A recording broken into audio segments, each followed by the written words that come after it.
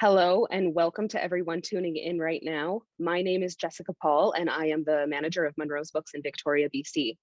It is my great pleasure to present today's event featuring Donna Leon in conversation with Iona Whishaw. I would like to acknowledge that this event is streaming from the traditional lands and territories of the Lekwungen peoples, and we respectfully acknowledge the Songhees, Esquimalt, and Wasanich peoples whose historical relationships with the land continue to this day. Before the pandemic, we had never hosted a virtual event and never really even had an inkling that it was a possibility. And while we do love to host events in the store so readers can meet their favorite authors in person, virtual events have really opened up a whole world of opportunities for us to host authors from all around the world, and not just those who live nearby or are touring to the West Coast and Canada. In fact, Donna is joining us all the way from her home in Switzerland, and Iona is joining us from Arizona. Today, Donna will be discussing her new book, Give Unto Others, the remarkable 31st installment of her acclaimed Venetian crime series, featuring Commissario Guido Brunetti with Iona Whishaw. There will be time for questions at the end, so if you think of something you'd like to ask at any point during this event, you can post it in the Q&A box at the bottom of your screen. There should be an icon that says Q&A, and if you click on that, you can post a question. Most of you have purchased either Give Unto Others or Transient Desires already, but if not, we do have signed copies of both in the store, and you can purchase them through our website or come into the store and get them. We do have most of the rest of the books in the series as well. We also have all 8 of Iona Wishaw's Lane Winslow series, and the 9th book is actually coming out next month, and it is called Framed in Fire. And you can find links to purchase any of Donna's books and any of Iona's books in the chat, which again, you can access by clicking the chat icon at the bottom of your screen. And now to introduce you to our speakers. Our moderator today is Iona Whishaw. She is the award-winning author of the best-selling Lane Winslow Mystery series, which has been praised as relentlessly exciting with the feel of Louise Penny's Three Pines and the intelligence of Jacqueline Winspear's Maisie Dobbs. Iona was born here in British Columbia and spent her earlier years in a small town in the Kootenays, which inspired her fictional hamlet, King's Cove. Iona published short fiction, poetry, and a children's book before she introduced us all to Lane Winslow in her first novel, A Killer in King's Cove, a character partially inspired by her own mother, who was in fact a wartime spy. Framed in Fire, the 9th book in her Lane Winslow series, is due out at the end of April from Victoria publisher Touchwood Editions. Donna Leon is the author of the much-loved and best-selling Commissario Brunetti series, which is widely regarded as one of the best detective series ever. Her books have been published all around the world and translated into 35 languages, but despite the setting, they have never actually been translated into Italian. Donna was born and raised in New Jersey, but has lived abroad for decades. Before she began writing, she taught literature at universities in Iran, China, Saudi Arabia, and worked as a travel guide in Italy and a copy editor in London. Though she lived in Venice, the city that has inspired her novels, for over 30 years, she now spends most of her time in Switzerland. Now please welcome Iona Whishaw and Donna Leon.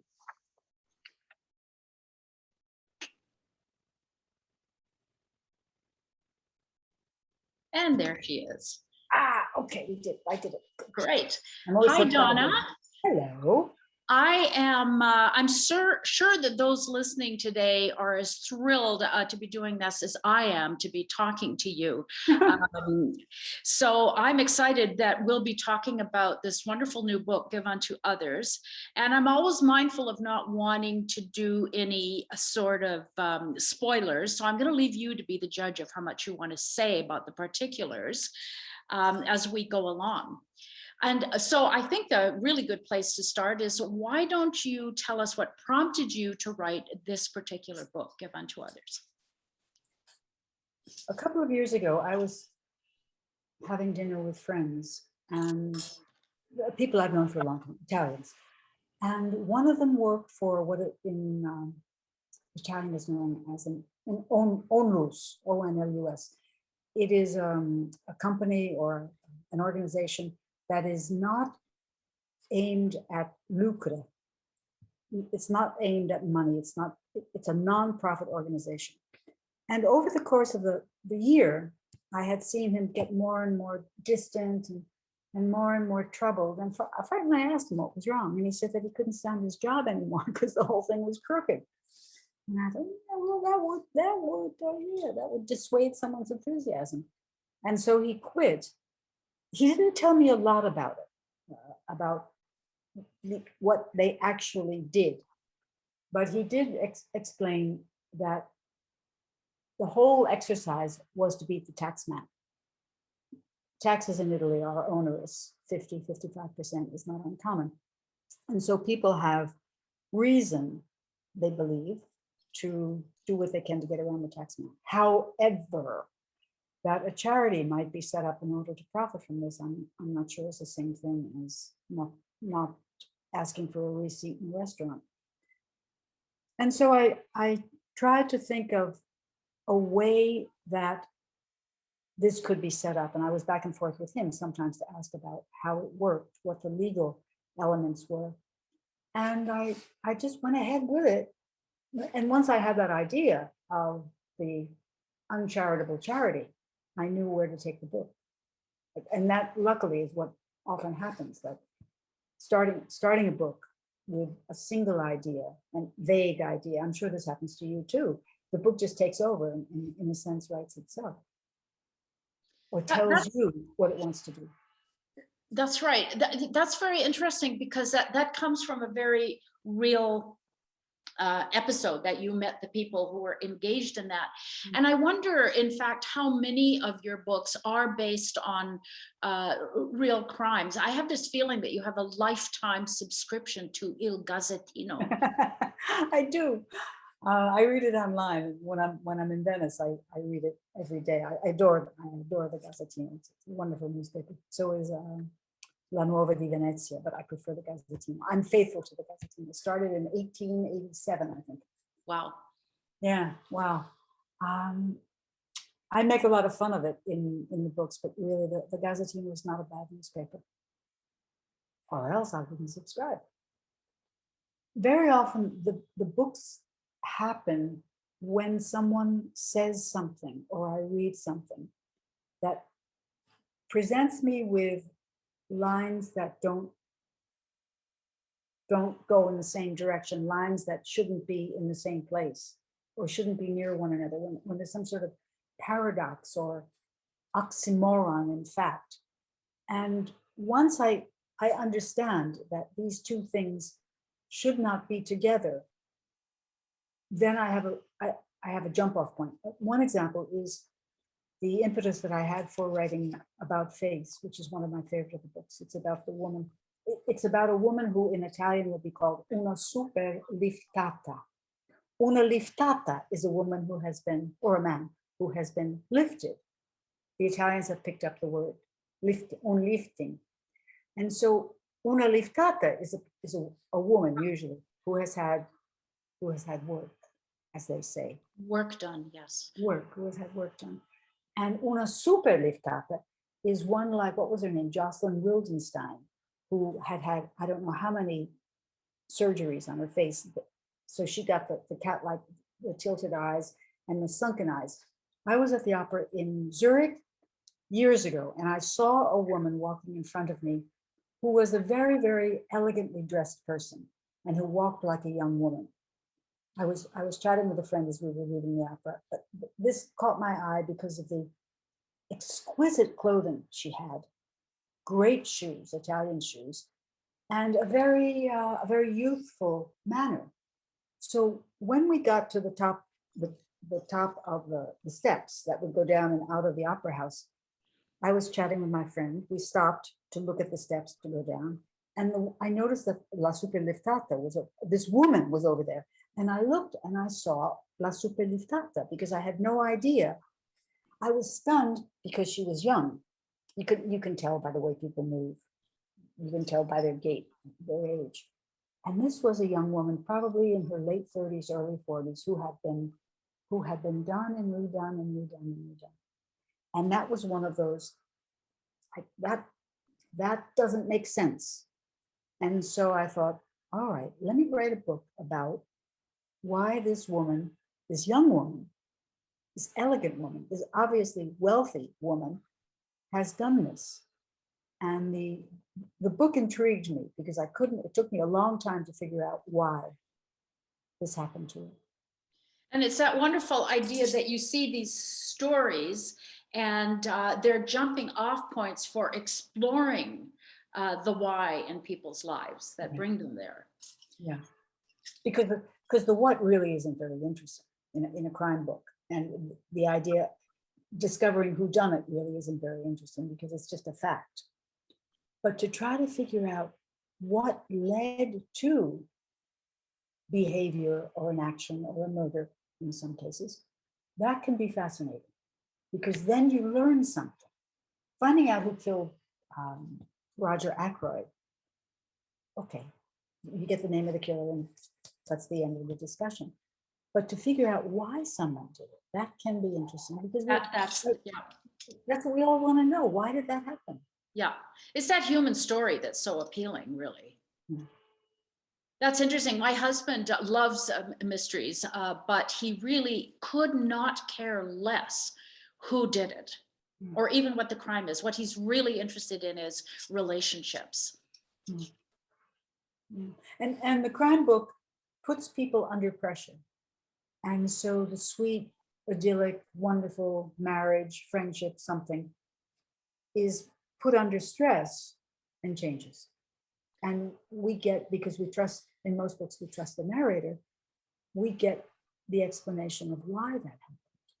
Not only what happened, but why. In this book, you have that in this relationship. And I was very interested because in this book, you find Commissario Brunetti again embroiled in a problem which has presented itself in the person of in this case, the daughter of an old friend of his mother's, and he feels this obligation to respond and to try to help because of relationships that go back as far as his boyhood even. And I'm interested in this aspect of his personality. It's not the first time he's responded to this type of personal appeal. And I'm just wondering, what is it about him that leads him? Because, partway through this, he's going, this isn't even really my business, but he's been drawn into it because of this personal appeal. Well, I liked it, and I don't know where the scene came from.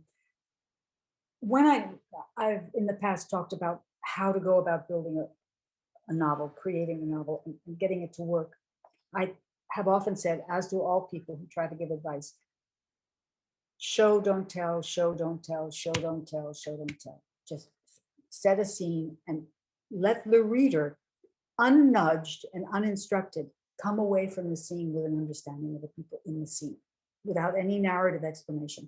And so early in this book, when Brunetti meets this Elisabetta, who was the girl of the family that lived above his family, one thing in Venice is peculiar in that wealthy and poor people can live in the same building. Because very often people bought their houses 150 years ago, so they've lost everything, so they live in the house with the rich people upstairs. The Brunetti family is desperately poor. He had a very poor childhood. And the people above them are, I think the father is a notary and they're very wealthy. So one day he's sitting doing his homework on the kitchen table, which is the only flat surface large enough to allow him to do that. Show, don't tell, show, don't tell. And he hears a knock at the door, he gets up, he goes over, and it is the mother of the family that lives upstairs, the mother of this Elisabetta, who's going 30 years later, 40 years later to ask him a favor. Her mother walks in and she says, oh, I'm sorry, Guido, you have to help me. Your mother let me taste her pasta fagioli last week, and it was wonderful. And I asked her for the recipe and I made it, but I'm such a fool, I doubled the recipe. I don't know what was in my head, but I put in too much of this and too much of that. And I'm left with this enormous pot of pasta fagioli. Would you help me? Because it will be very embarrassing if I have to tell my husband I did this again. Would your family agree to take this and not tell anyone that I did this? Because I don't want to be a fool. And Brunetti says, Guido, 17 years old, 16, 17, 18 years old, says, sure, sure, sure. And she comes in and fills the apartment with the smell of pasta fagioli and puts it on the stove. And then it says, thank you, Guido, you don't know how much you're helping me. And she leaves. And what she has done is save the honor of the Brunetti family. Because she made it specially for them, but she can't tell them that.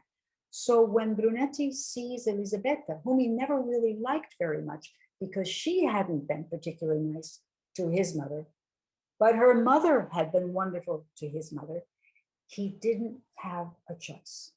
She comes into the Questura and says that she needs his help, but it can't be an official police investigation for reasons of shame. And he agrees to do it because he can't not.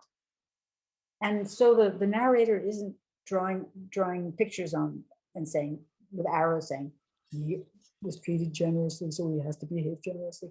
It's just implicit in the events. And people, I think they get a bit more information about his youth and what kind of people he came from, what kind of background he came from. And I think that explains why his value system is at times at odds with that of the people around him. It's interesting about that value system, actually, because, you know, he operates in a system, his own system, the legal system, that often seems to provide a deterrent to his work and to justice, as we might expect it. But like many a quiet hero, he does his work in the face of it. And he, you know, a system that cares more sometimes about protecting itself than perhaps the victims of crime. So that seems to be, you know, his dogged goodness in the face of all this is something that I think I and many readers find, probably all readers, very attractive about him. Yeah, not only, I'm not sure that I would use the word goodness. He's a generous man. He's a gracious man. And he is a man who has maybe whimsical rules, but he stuck with them. Like the rule, if someone was good to your mother, you have to be good to them, which I think is a very fine doctrine. Absolutely. And if people have been good to you, you have to be good to them. Moving from him just for a minute, Signorina Elettra. She is probably one of my favorite characters in your books. And because I always feel, you know, in a slippery situation where you don't know where things are going, you have this feeling that you can always rely 100% on the information that Signorina Elettra is going to get and provide for him. And I don't even see how Brunetti can really manage without her. What inspired her character? And please reassure me that such loyal and intelligent and disinterested people really exist. Now, she's the result of my stupidity, of my ignorance. I wouldn't say stupidity, my ignorance. I am hopeless with a computer.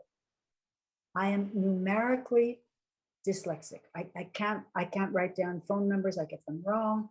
I can't do addition. I can't do subtraction. I have to do it all 3 times to get the numbers right because they're alien to me. And so you can imagine my incompetence with a computer.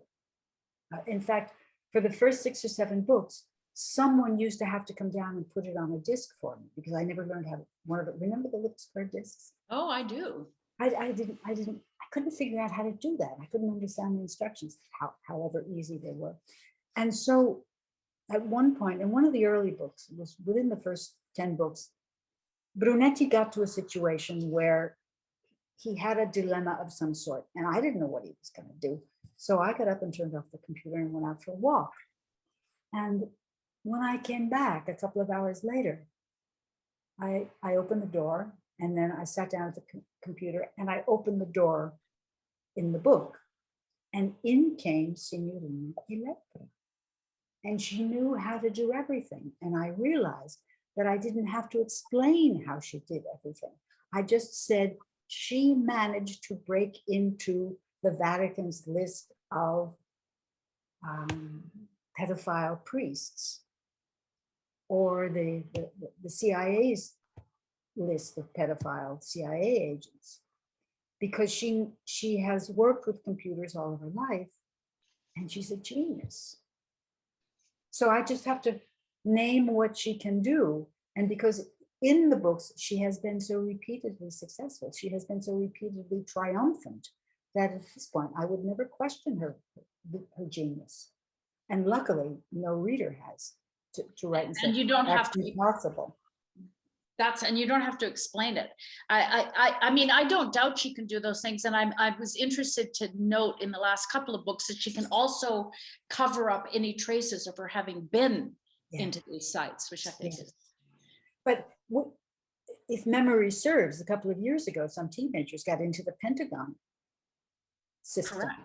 So Signorina Elettra getting into the Vatican, that's probably harder, but she manages to do that. And at this point, I need her desperately. I think it's fantastic. And speaking of Signorina Elettra, she always looks lovely. And I think your books are full of elegance, not only of prose, but of clothing and place and food. And I'm always excited to see what she'll be wearing, what Paula's aristocratic parents are going to have on them. And I can't wait to sit at the table and hear the children asking for a second helping of some fabulous thing that Paula has put together. And, your books are not over long. And they must encompass not only the crimes, but the human stories behind them. And you still have time to lovingly share what is most enviable, I think, about Venetian and Italian life. How do you do it as a writer? And why do you place so much focus on, the elegance, the clothing, the food, all of that you do? Because it's Italy. And it is, in terms of the aesthetic pleasure that one can take from one's surroundings, can you beat it? Is there a more, than Venice, is there a more beautiful place to live, to walk around? And so I see it in the Venetians, that they are always well dressed. My best friend there's mother is 98. She will be 99 in August. Bianca goes out every day. She walks down 65 steps and goes out for an hour and a half walk up and down the bridges. She is always impeccably dressed with a scarf and cashmere and silk and good shoes. And she goes out and walks around the city, and she has makeup on, because to look good to Italians, it's bella figura. You must make a beautiful appearance. And that's true in their food, in their clothing. I've never seen a badly dressed Italian child. So that these are people who, from the time that they're this big, they have pretty diapers, and then they have pretty little short pants, and then they have pretty long pants, and then they're wearing Etro, then they're wearing Gucci. Or if they live in the north, they dress more soberly. If they go to Milan, and they have clothes made. And that's important. Looking great is important. Well, it's your books are also creating a bella figura, I must say. Taken in total, that's fantastic. I'm gonna I want to ask you something about music in just a second, but I want to go back to Brunetti and his relationship with Paula. Which I think is so interesting because you have an ability to describe disagreements that they have with each other sometimes in a manner that's respectful and still tense. And I think it's refreshing. It refreshingly captures the idea that neither one is necessarily right. It's just where they both are at that moment. Can you tell us a little bit about how you think about their relationship? Well, they're both very articulate and very intelligent people, and very well-read people. They're very civilized people. And so there's not going to be shouting and brawling. These are people who, and I think what is also to me interesting and true is that they are people who not only speak well, but they listen well. They are very attentive to what is said to them. And most people are not today, more and more, I find. And so their conversations are conducted in full sentences, usually. And they, although they disagree fiercely about some things, they know one another so well that they know how to express a different opinion without, because with them, when they talk, when they say, I think this, and the other one says, I think that, the codicil of this is not, and therefore you are wrong. Since I think this, you are wrong. Since I think this, you are wrong. There's none of that. They just are people who have different opinions. And I think at a certain point in our lives, it's important that we learn that we learn how to behave amiably, particularly if this is the person that we're married to, the person that we love. Yes, absolutely. Now, I would like to ask you about your love of opera and music. Oh, good. Finally, something interesting to talk about. You're very involved with opera, and of course, the opera appears in several of your books, right from the first. Tell us about your involvement with music and your patronage of Il Pomodoro, which is a wonderful Baroque orchestra right now. Tell us all about your involvement with music. Well, I'm a Handel junkie. I think Handel is the greatest composer ever.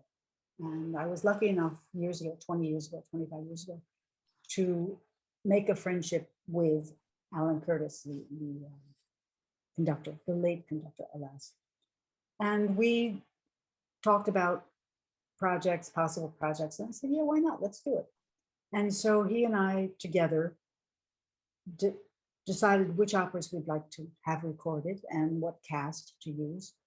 Upon Alan's death and the dissolution of his orchestra, Il Comparable Barocco, friends of mine, two friends of mine, decided to continue with a different Baroque orchestra, Il Pomodoro, the Golden Apple, which is the name of the title of a 12-hour opera by Cesti, which is never performed because 12 hours is a long time to go to the opera. And they've been playing now for 10 years and they've had tremendous success. We just did a tour with Joyce DiDonato. In fact, even as I speak, they're on tour with Joyce DiDonato with her new program, Eden, which I saw twice and saw the recording of, which is very, very, very, very glorious. And we did a tour with Handel's Feodora, one of the oratorios, one of the I think one of the best of the oratorios. And I just like it. And since I have the economic ability to help projects like this, I believe that I should. I think that people who have been lucky in life, I won't say have an obligation. I won't say that. I feel it, but I won't say it. I think that they have an obligation to pass it on, to help give it away. I'm amazed at how parsimonious so many wealthy people are. You really can't put it in the tomb with you. And I think that leaving behind a legacy, whether it's a dog shelter or a home for battered women or a library, if it is something that you think is important, I think that one should try to perpetuate whatever that is, whether it's the dog hospital or the opera orchestra. Well, certainly supporting a wonderful group like that. I've been online to listen to them. It surely assures you a place in the heavens. Oh, one thing I would like to make very, very clear is that my contribution regards only recordings. I don't mess with concerts. They're on their own in the very competitive world of getting concerts, because to help there is unfair to every other orchestra.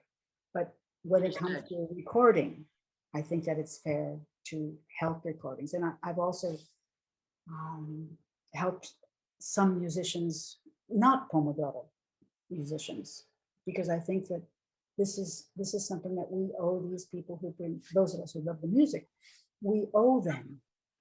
We can never pay them back for what they have given us, just as we can never pay back a poet for what they've written. Fantastic. I was interested. I just was remembering that T.E. Lawrence, you know, of Lawrence of Arabia fame, reputedly he wrote while listening to Beethoven in order to give a certain amount of heft to his writing. How influenced do you think your the music? How much influence does it have on your writing? Do you think? Do you think there is a direct? Nope. I think that my brain can handle music or words, but not both. People often ask, do you listen to opera when you write? And my wise ass answer is always no. And when I go to the opera, I don't take a book so I can read during the opera. There's no difference. Either, at least for me, either you listen to the music or you read the book. But it's like having coffee. You can't eat you can't drink coffee with dinner. You drink coffee after dinner. It's true. I can never listen to music and write. I absolutely agree with you. Thank you. Do you want to address this question of why your books are not translated into Italian, where they are into every language in the world? During the years that the books have been read, I have had two bad experiences. They were both from elderly Italian women who were monolingual, they spoke only Italian, and who came to me on the street. They were people I knew who lived near me, and said, why do you write these terrible things about Italy? You've been a guest in our country for so many years, and now you talk about Italian corruption, and you talk about Italian dishonesty, and you talk about, and I just thought, what? And they had read, and it happened maybe in the same week, there had been an article in one of the Italian newspapers about this American woman who wrote the books about crime in Italy. And she discussed this and this and this and this. These women had read the article and had read, and understandably, had not liked the idea of a foreigner messing with our traditions and saying bad things about the place where she lived. And I could not persuade them that in the books, there was nothing bad about Italy or Italians. There was only showing that some Italians, like some people in every other country, are crooked and some of them are violent. But there was, I think the books are just bursting with love for Italy, because I am bursting with love for Italy. I think it's paradise. Have you had more positive responses from Italians who have read the originals? Only positive response. Only Italians at reading sometimes in Germany, Italians will come up and because they read the books in German. And I always ask, is what I say true? And they say, yeah, too bad it is true, but yeah, spot on. So is it your choice not to have them translated? Yeah. Uh-huh.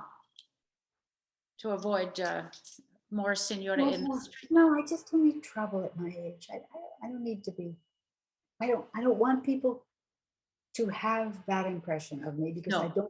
I don't think reading the books justifies that. Maybe in other things I'm a scumbag, but in that I'm not. Quite right. Now, I just came from a writing festival, and I read a number of books just written now, and it was interesting to note that though they were writing very contemporaneous books, of things taking place within the last 2 years, they didn't mention the pandemia really at all. It was like it never happened in some books. And I noticed that you did, you did bring up the pandemia in Give Unto Others. And how did you decide how much, how little, how did you decide to I thought it was very delicately done. It acknowledged it without overwhelming one back into those 2 years, but. Yeah. Well, I don't find it, to me, it's not an interesting subject to write about. I don't want to write about COVID and people going to the hospital and people. I don't want to write about the Novaks for God's sake. And so it would be. I think it's a situation you can't not mention it, because it's everywhere. Italians in the past have been feckless huggers and kissers on the street. When they see someone they know, even someone they don't know very well, they'll give them a kiss, shaking hands, touching people. It was okay, because I'm a woman of a certain age. If I were lost in a city or I couldn't find something, I could go, up until 2 years ago, up to anyone, man, woman, child, put my hand on their arm and say, scusi signora, and ask my question. This to get their attention, that was okay. So there was a society in which you could touch strangers. Nobody has contact anymore. Nobody shakes hands, nobody kisses. When you go to someone's house, even now, although they've had 19 vaccines and you've had 24 vaccines, still there is that sort of uneasiness about, do I know that this person is really negative? So in Brunetti books, there's a certain reluctance for people to shake hands. And Brunetti is conscious of the absence, as all Italians are. But things have changed. Well, it certainly is deftly dealt with, I must say. My hat is absolutely off for, to you for that. I wonder if we have some questions from our listening audience. So I'm going to go over here just to the question. Okay, there's a question about where we're broadcasting from. So you're in Switzerland and I'm in Arizona, and our showrunners are in Victoria, BC. Signorina Elettra. Signorina Elettra is in Victoria, that's right. Could Donna comment on the overabundance of domestic suspense thrillers versus the more old world type books like Donna's, Louise Penny, etc.? In her opinion, can an author still be successful starting out today with this type of genre? You mean the domestic, the stuff that... No, I think meaning that the kinds of books that you write, because there seems to be so much. I think this questioner is asking about how many of the new kinds of mysteries are domestic and suspense and thriller books. Well, I have to beg off, because I don't read them. I don't read crime fiction. I'm reading whatever Brunetti is reading in the book. That's what I'm reading. Well, I think the key to the question here is, can someone be successful writing your type of book in today's climate? And yeah, if they know how to write a really good book. I don't think it. I don't think that.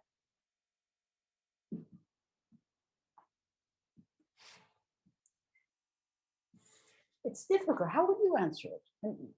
Well, I would say that, I started writing only a few years ago, and I do not write domestic thrillers at all, and they seem to be doing okay. So I'm going to say to this person, yes, why not? If it's what you want to write, you should write it. That's how I would answer it. There's a lovely story told about Sigrid Sassoon and W.H. Auden, two English poets, when they were at Oxford, I think, together. They were talking about what they wanted to do with their lives. And Sigrid Sassoon said, I want to be a poet. What about you, Winston? And he said, well, I want to write poetry. Ah. Huh? Yes. Yeah. And I think that's an answer to this question. To want to have success writing a book, I don't know, write a good book. Write a good book that people enjoy reading and tell their friends to read. But I don't know how you do that. Well, yes, that would be like being a caterpillar, I guess, and watching all the different ways your legs move, because obviously you do you and you do it brilliantly. Let me put it that way. It's like asking someone, how can I play the violin well? Well, practice 8 hours a day for 20 years, and maybe you'll be a concert violinist. It's not something that you can snap your fingers and have happen. Read. What I Read, would, yeah. what I would say to most people who want to write is read. Spend 4 or 5 hours a day reading good English, well-written English, whether nonfiction or fiction. But let those words, those patterns of words beautifully put together, let that run through your head 3 or 4 or 5 hours a day. And throw away your telefonino and don't watch television. Okay, telefonino's out, television out, good reading in. Yeah. Our next question is someone who enjoys reading the books in order. Do either of you enjoy charting the longer character arc over a series, or even hope the reader will notice the arc or the finer details of the character development? Or does having each book stand alone eclipse the possibility of this? So this has to do with how conscious we as writers, you as a writer, might be about that long arc. Are you conscious of that within each book, or? No. Sui generis. Each one is like Topsy, it just grows. No, because I don't know what's going to happen. I don't know what the next book is going to be about until I start to write it. Until I read a story in the Gazzettino about something and I say, ooh, that would be nice. I'm with you. I think I don't have a sense of that at all, because each book, I don't know what's going to happen until I start writing. And that's with me literally every morning when I start. I don't know what's going to happen. No, I don't either. I think writers are divided into two sorts, those who know and those who don't. I think as well that if we understand the character well, we've created the character, but if we have created it, but done so with a certain sensitivity towards that character, then we know how the character will respond to various circumstances. So maybe that is the arc, that if you know, just as if you've been married to someone for 10 years, you know what they're capable of doing. And you can sort of pretty much predict how they will respond in certain circumstances. You know that your husband isn't going to kick the dog to death. Yes. That's not in his character. So our books in some ways are like what we know in life. We can predict a certain amount of reliable behavior that doesn't involve kicking the dog if that's never been part of it. That was from Christine. Susan asks, Brunetti seems to shudder when the tourist season starts and yearns to get his city back again. Can you comment on the tourism in Venice, the cruise ships, and the invasion of lives of the true Venetians by the outside? Now, I have a feeling this is something that exercises you. Well, it used to, yeah. But it's a simple combination of two numbers. The numbers are 50,000, 50,000, 50,000, and then 30 million. And then tell what they are. 50,000 residents in Venice, 50,000 people live in that city. And in any given year, until the pandemia, 30 million tourists came. And so you figure that out yourself, everybody. Live with that. So they banned those big ships during the pandemic, but they're back. Yeah, because nobody would get, because the cruise ships were empty. They'll be back. Just wait, they'll be back. The tourists are coming back. My friends reported, they said that Easter was, they're just dreading Easter because there will be a zillion people. And the city is crowded on the weekends, which suggests that the tourists are Italian, because Italians can get on a train and get to Venice in an hour, whereas a non-Northern Italian has to travel some distance to get there.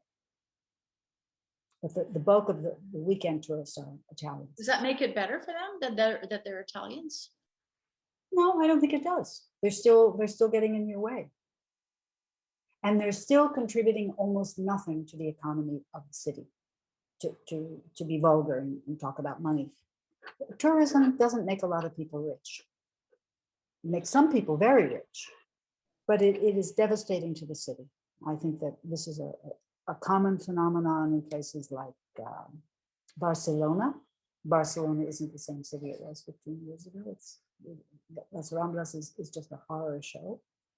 And many of the streets, to walk along the water down to Castello is something you just don't want to do because you can't walk. There are so many people.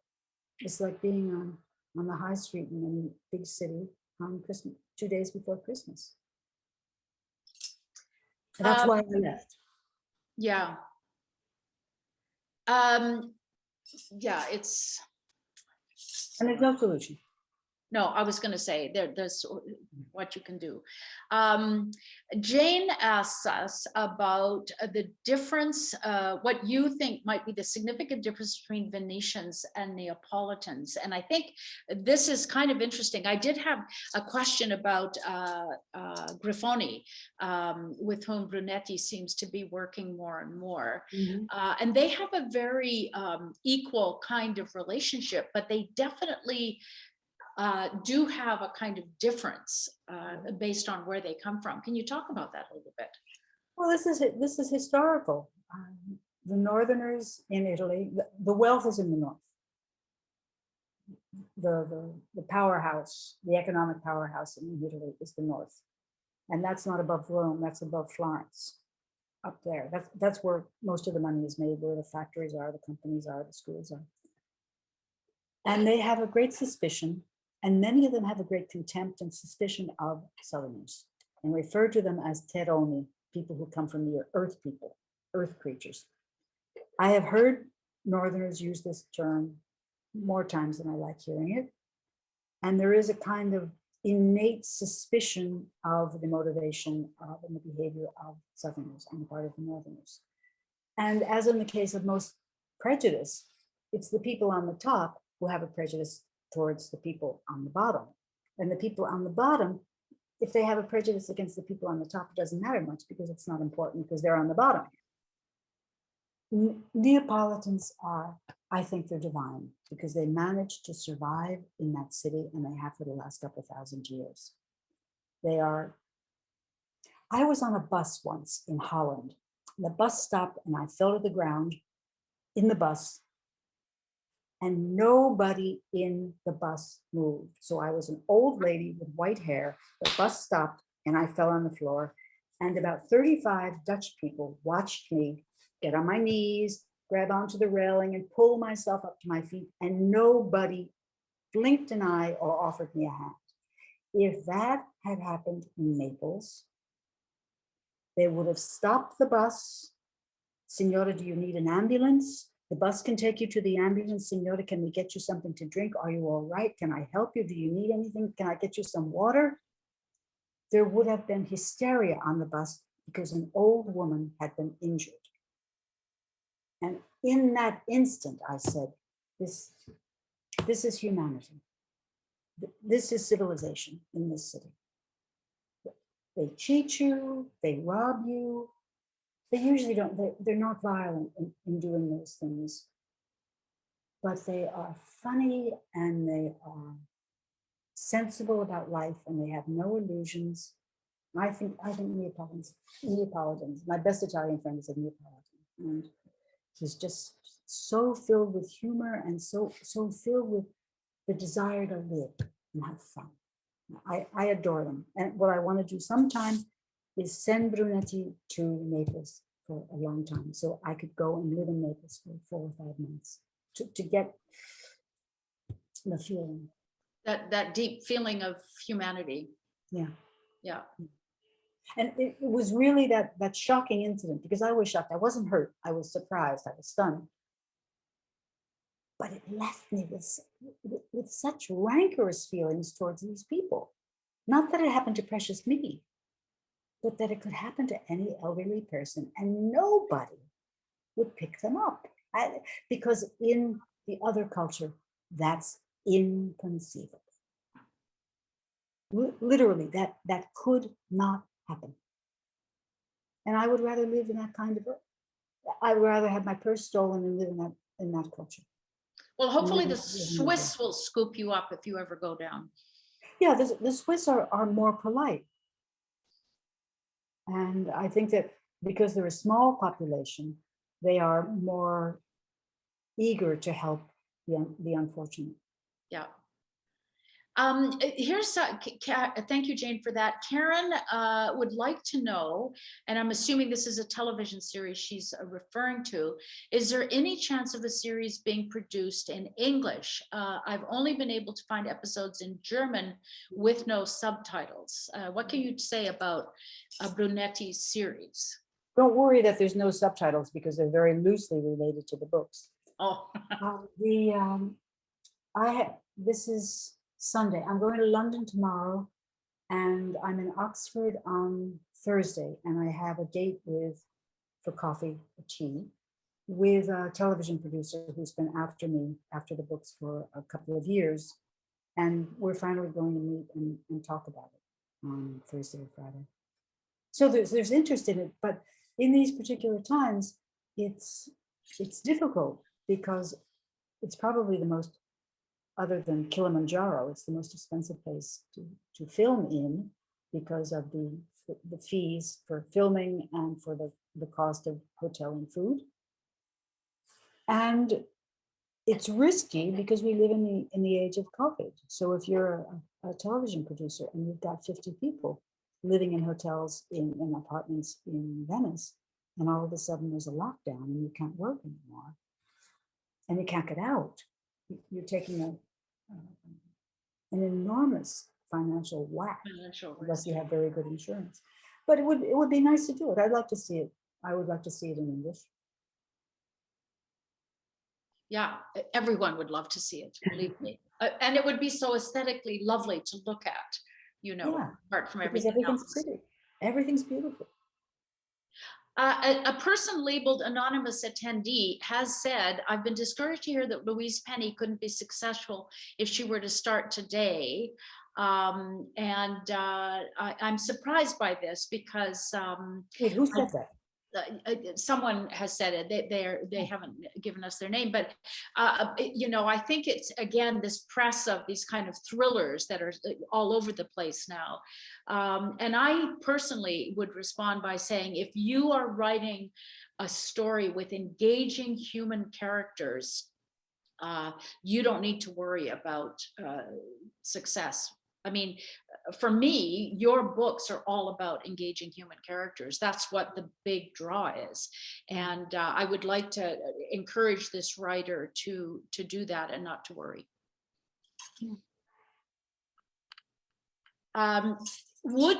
This is from Leah. Would Ms. Leon speak about the influence of classical texts on both her and Brunetti, and perhaps the importance for readers? Presumably one can read your books without having read Cicero, but do talk about, you know, Brunetti in particular is a real reader of classical texts. Yeah, and he's recently been reading the plays, and I think the last one he was asked in one of the books recently. Chiara asked him because she's studying classics at school, and she asks him who his favorite character in the Greek tragedies is, and he says it's Clytemnestra, who is monstrous in her behavior. And Chiara says, yeah, but she kills her husband, and then she gets killed by her son, and he says, yeah, but she's magnificent. She's so powerful. She's so strong. And then he also says, towards the end of the conversation, he says something like, I wouldn't have a chance against her. And what he's doing is suggesting to his daughter that these plays are as real today as they were 2,000 years ago. The Trojan women, the news here speaks of people they call predators. There are predators at the border of Ukraine who are picking up women and children and taking them off no one knows where because no one's keeping records. Tell me that's not the Trojan women. The Trojan women has come back after 2,000 years to haunt us. what just makes me want to set my hair on fire is that the newspapers, with sort of cavalier disdain, refer to these people as predators. Oh, well, the predators are coming, and as if this were perfectly understandable behavior. That here's a new item on the market. Let's go get us some Ukrainian women and children to do it as we please. It's just the acceptance of it. Even if your acceptance of it is in the casual use of that word predators.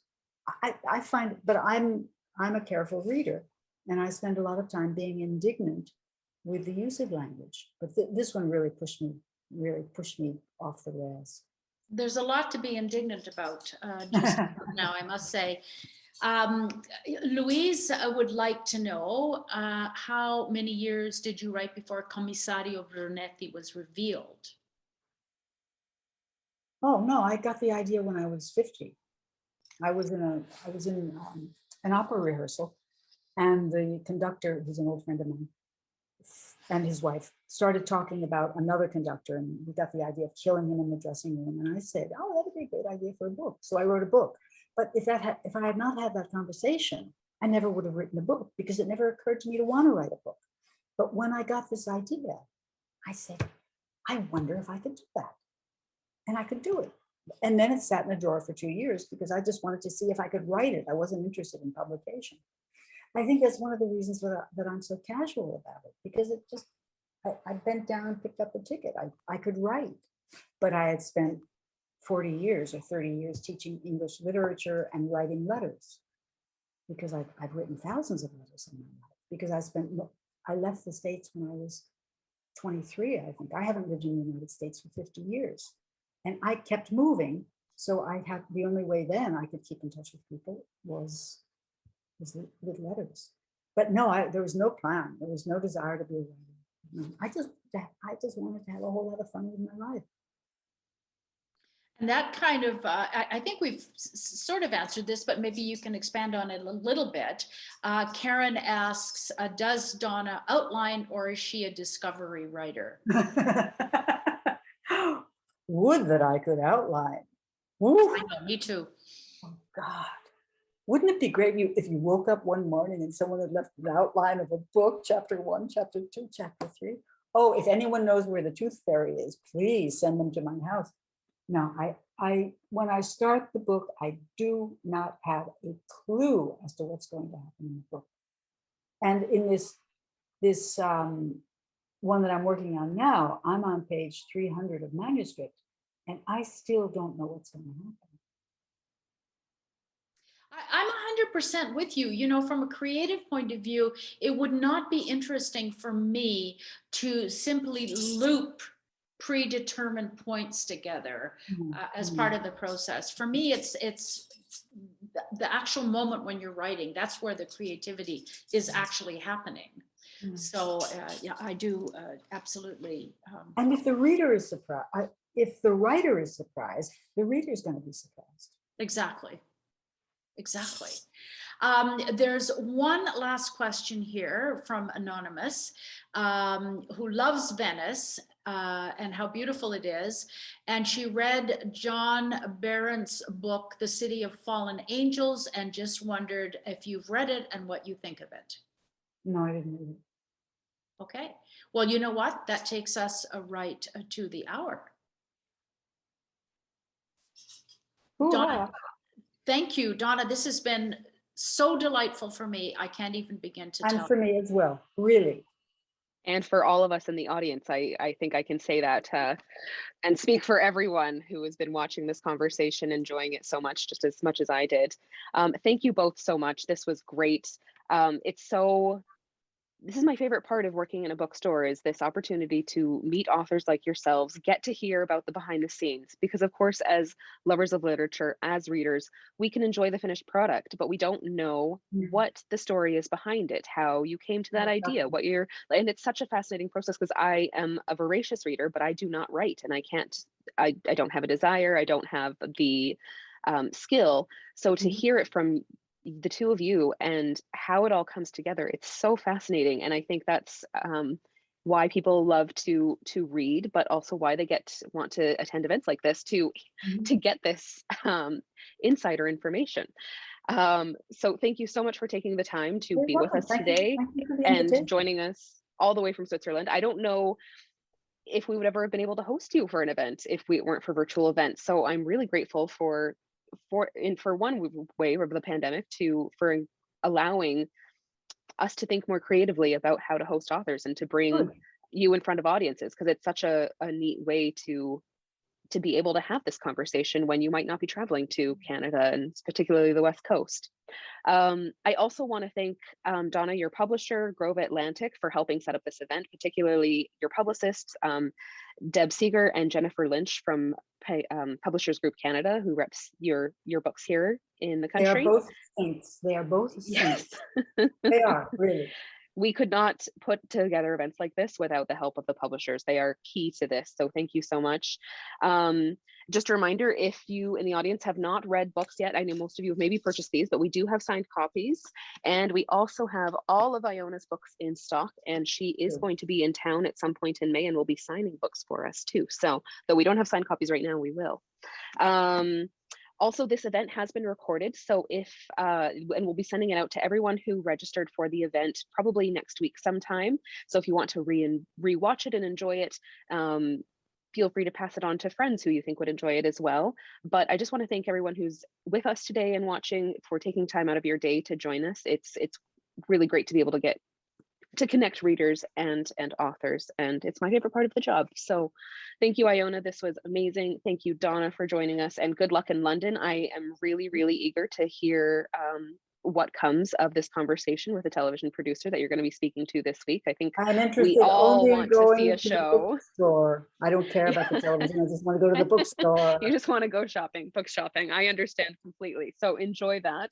And thank you again for joining us today, and enjoy, well, for Donna, it's your evening. So enjoy your evening, but Iona, enjoy the rest of your day. Thank you so much. Thank you, Donna. Okay. Bye-bye. Ciao. Bye. Bye, Jessica. Thank you for everything. Bye. Thank you so much. It was wonderful. Thanks for the invite. You're Ciao. very welcome. Thanks for joining us.